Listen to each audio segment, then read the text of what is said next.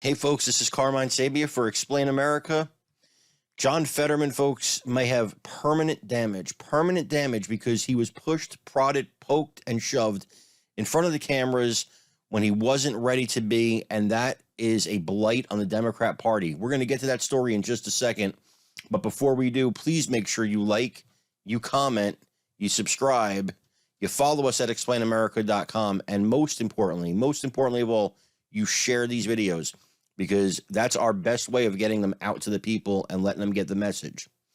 Now, also, while you're on Facebook, please type in Explain America Lounge into the search bar, and you're going to come hang out with us in our lounge, have a good time, look at some conservative memes, talk to fellow patriots. It's a really, really cool thing.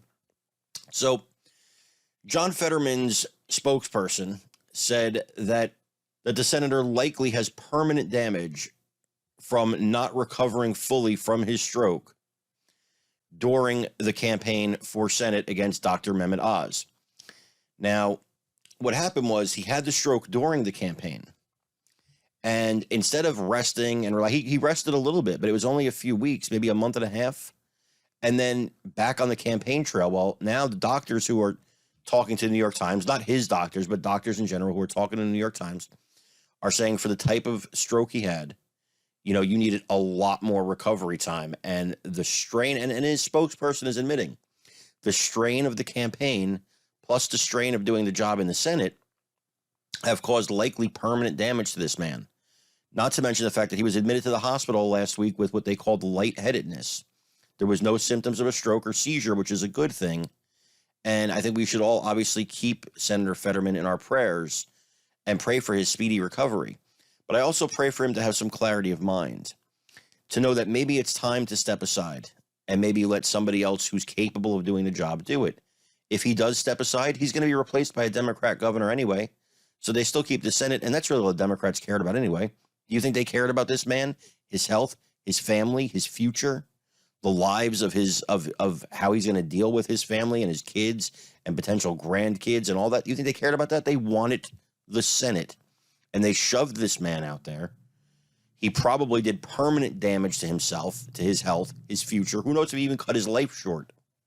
Literally gave his life to make sure the Democrats kept the Senate by, as Schumer did at the State of the Union address, one vote. By one vote. And it was that important to them. It was that important to them. And the people of Pennsylvania saw what was probably the worst debate performance in history by Fetterman, and they still went out and voted for this man. Although they kept him off the debate trail until, early voting started, and they only gave one debate. So that could have also played a role. A lot of voting was already done before Fetterman had that awful, abysmal performance, probably the worst in modern history. So I don't wish anything bad for this man. I pray that he does recover and is healthy. But it's not right for the people of Pennsylvania, for the country, or for himself, for him to keep doing this job if it's causing him damage and he can't do it. And I just I pray that he gets the clarity of mind to see that and do what's right for himself, his future, and his family. Folks, I want to thank you for joining us here today to Explain America. Again, I'm Carmine Sabia. Please make sure you like, you comment, you subscribe, and most importantly, you share this video. We love you guys. God bless you. Take care, everybody.